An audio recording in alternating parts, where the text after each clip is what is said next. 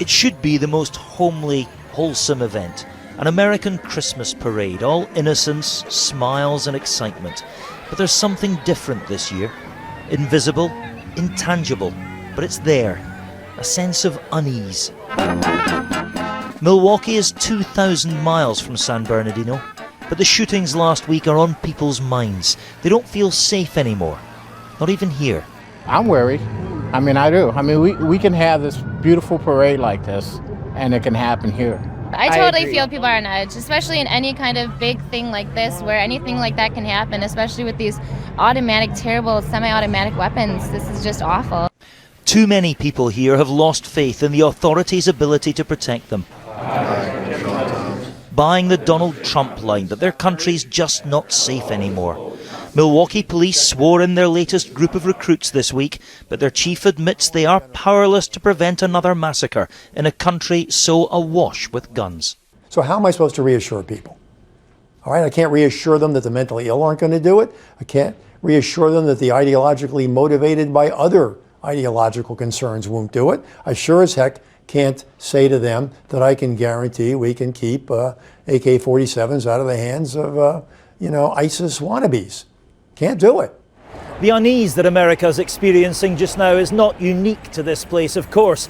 A lot of Western countries live with the fear of an ISIS-inspired attack. What's different about this place is the way the public can choose to respond.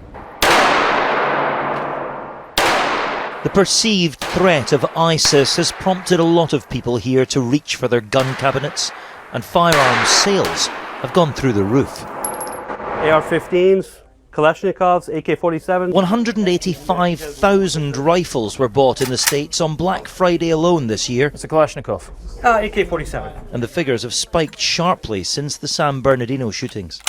AR-15, semi-automatic, modern-day sporting rifle. Who's going to have that? Why would somebody buy that? Because it's cool looking. America knows all about mass shootings, of course, but this one, carried out by jihadists, has been viewed differently. A few miles upstate, the Oshkosh gun fair is doing a roaring trade. There is an extraordinary arsenal on offer. And not much subtlety in the sales pitch. Terrorist targets to train your sights on. When threatened, these people believe attack is the best form of defence. The Sandy Hook massacre, that was just a psychopath that went in and decided to kill a bunch of people. The one in San Bernardino, I look at that as like an act of war. The government's not going to protect me. I just don't see it. They talk a big game, but, it's not happening.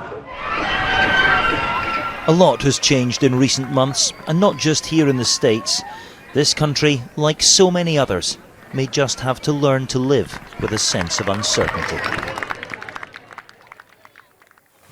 Well, as we know, Donald Trump's proposed response to this fear is a ban on Muslims entering the country. But the online petition calling for him to be banned from this country has now got more signatures than any other before on the government's website, nearly 500,000. And after his remarks about London on Tuesday, Mr. Trump clearly doesn't do retraction.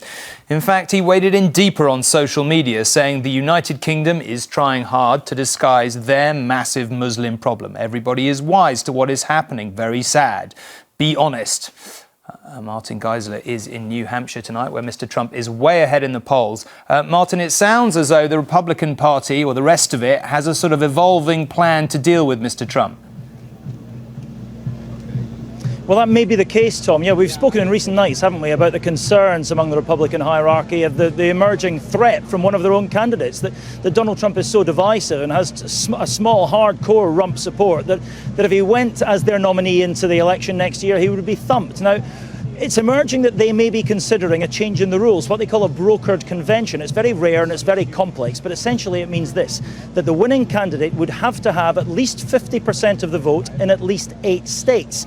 And they hope that if it came to the convention, when the floor fight begins and other candidates start dropping out, Trump wouldn't pick up their spare votes, so he couldn't get that majority in those 8 states. It would be extremely controversial because, of course, it would infuriate the 30% of their membership who support Trump at the moment. But, they may feel they have to do something. They may feel it's a gamble they have to take. This is getting more entangled and more messy with every passing day.